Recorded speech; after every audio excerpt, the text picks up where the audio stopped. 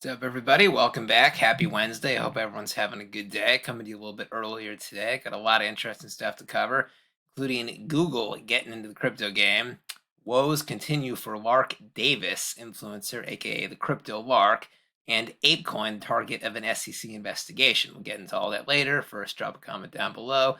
Let me know what you think about any of these stories. Follow me on Twitter at bencryptoshow. Hit the like and subscribe button. Without further ado, let's dive in. So first, just a little bit of price action, which means no price action whatsoever. Price been hovering between 19 and 20,000 for as long as I can remember, about a month. Here's the 1 month chart, perfectly flat. Here's the 1 week chart, steadily down about 3-4%. So obviously, there's not much buying going on. There's also not too much panic selling going on. That's the good news. The big question is just when are prices going to start rising? How deep do we have to go into the bear market before that happens? And right now, the bear market is longer than it was in 2018, as I've shown this chart here many times before. Here's 2018, where the prices went down from 6,000 to 3,000. That was comparable to this bear market when the prices went down from 30,000 to 20,000. And you see this spike here. Here's where Bitcoin went up 17% that day, from 4,200 to 4,900. That happened around 3 2/3 months into this bear market, which was the equivalent in this bear market of October 1st. And we have not seen any of these institutional whale buys. So hopefully they'll happen any day.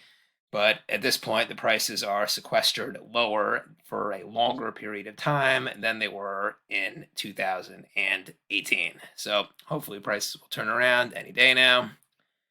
Let's move on to the news stories. Google selects Coinbase to take cloud payments with cryptocurrencies and will use its custody tool. So pretty much just like what it says there, Google is doing sort of a beta test allowing a small subset of customers to pay for its cloud services with 10 different digital currencies early next year, early 2023. Then Google said it will explore using Custody Prime. That's Coinbase's institutional custody service. And then in return, Coinbase will move some of its applications from Amazon Web Services to Google's cloud. So it seems like sort of a mutually beneficial symbiotic relationship.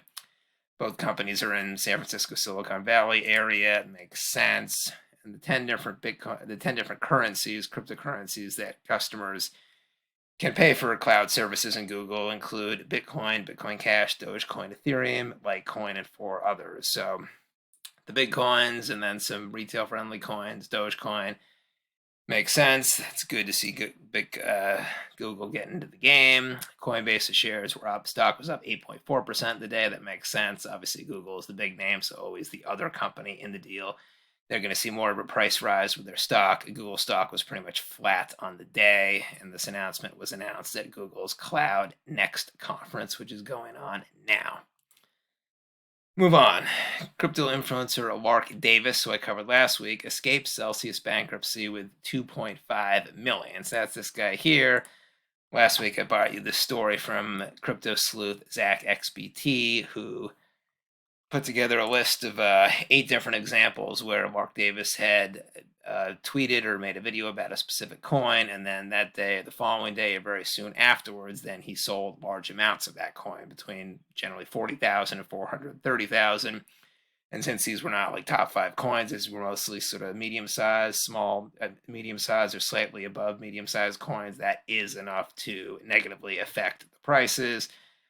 Lark sort of hit back, saying he wasn't given this for free. These were all just pre-sale deals that he was given with, I guess, generous vesting terms. He didn't really dispute that he did sell a lot of these. He also said that a lot of times these were just one tweet he put out, which basically said, oh, I'm psyched about this coin, it's going to moon, and then he sold the next day, which that's not quite as egregious as making a full-on YouTube video, and then a 10 to 15 minute video, and then selling the coins the next day. So I'd agree. I don't really think one tweet from an influencer, even as big as they are, is going to have that much of an impact on a price. But anyways, on to the news story.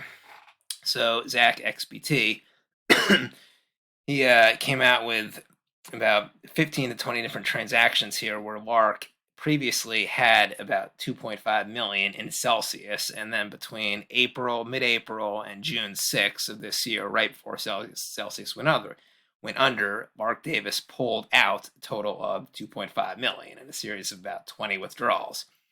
So is this just savvy investing? He's been around for a while, as I said, since 2017. Did he kind of see the writing on the wall, the way, Mt. Gox was sort of lingering for a month before customers knew they weren't getting their money back?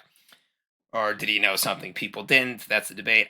I'll give him the benefit of the doubt. I think this is just savvy investing generally when there's, wishy-washy suspicion. Is a company going to go under? Generally, they do end up being insolvent. Not always, but a lot of times they do. So I'll give him the benefit of the doubt.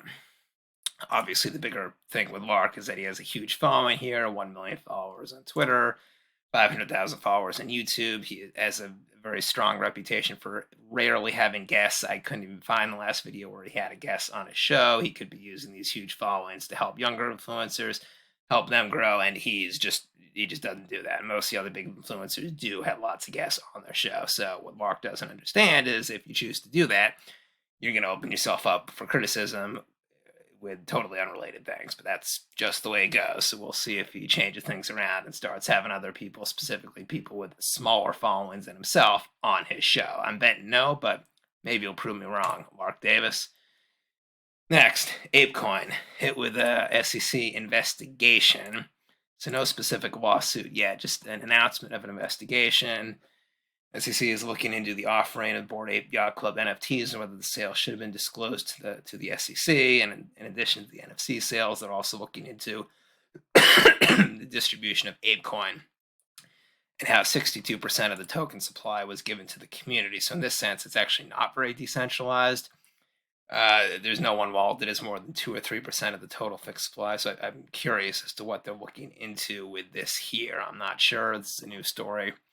Still developing. Obviously, Apecoin kind of fell off a little cliff here when the news went out, straight down about 11%. Hasn't really recovered since then, but could have been worse. We've seen coins drop 20, 30, 40%, so 10% isn't that bad. More so, obviously, not too much price action, so, some of these stories tend to be a little more negative, but there's just not any price action to go over, so these are the big stories of the day. U.S. Treasury Department, OFAC, and FinCEN announced a $20 million fine against Bittrex. So Bittrex, the U.S.-based sort of small to medium-sized exchange, have been around forever, but they're not one of the big dogs like Coinbase or FTX. I guess they found that between 2014 and 2017, the total of $263 million had passed through Bittrex, going to one of the 5 sanctioned countries of Crimea, Cuba, Iran, Sudan, and Syria. So a lot of money there. So I'm surprised Bittrex even has this kind of money, $29 million, which if they agree to that settlement, it means they have a lot more than that. And they're not one of the huge exchanges, so I was surprised, I guess sort of impressed at how liquid they apparently tend to be. It's nice to kind of have a story like this for once, an exchange which is more than liquid. But yeah, sanctions not anything to mess around with, obviously. Let's move on. Twitter. So assume you all heard the news last week. Elon Musk is now back into the deal. It could be he just didn't want to go to court over it, or it could be, I think he just is a Twitter fan, basically. He's always tweeting. I think he just wants to own the company, which is cool. So now he's interested in the deal, which shows that I guess he thinks the bot problem can be controlled, regardless of how many bots are out there. That's the big point of debate. I guess the market is predicting there's a 60% chance the deal will go through October 28th is the deadline. If they don't make a settlement by then the case will go to trial. So that's the big question. Will it go through or will it not? Because we know what happened the first time around. I think it's about 50-50. The market thinks 60% chance it will go through. We shall see. But October 28th, that's the date to watch. If it does go through, Twitter stock, that's going to pump big time, and that could have an associated effect on crypto stocks. They all kind of move in unison.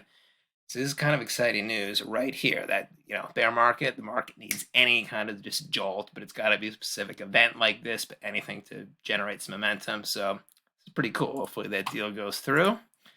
Binance also said they're investing $500 million in the Twitter buyout. Binance has... So they said that they're allotting $1 billion to acquisitions in 2022. So I guess they're putting up close to 50% of that into Twitter, which they realize the importance of Twitter to the crypto ecosystem. So it's a part VC acquisition. If they do indeed do this, it's partially just because they like Twitter themselves. They realize how complementary it is to crypto.